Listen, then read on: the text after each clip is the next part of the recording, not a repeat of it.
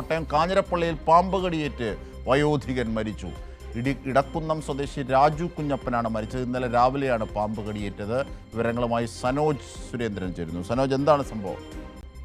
അജിംഷാദ്, ഈ രാജു കുഞ്ഞപ്പൻ ഒരു കൂലിപ്പണിക്കാരനാണ്. ഇദ്ദേഹം സമീപ പ്രദേശത്ത്, അദ്ദേഹം കാഞ്ഞിരപ്പള്ളി ഇടക്കുന്നം സ്വദേശിയാണ്.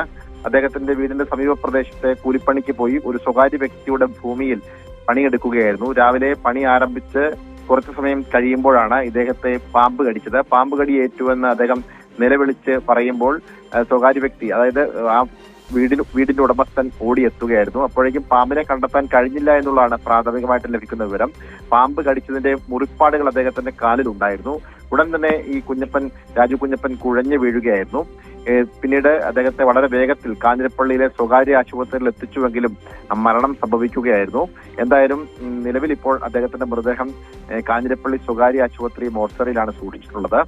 മൃതദേഹം പോസ്റ്റ്മോർട്ടം നടപടിക്ക് ശേഷം ബന്ധുമിത്രാദികൾക്ക് വിട്ടുകൊടുക്കും.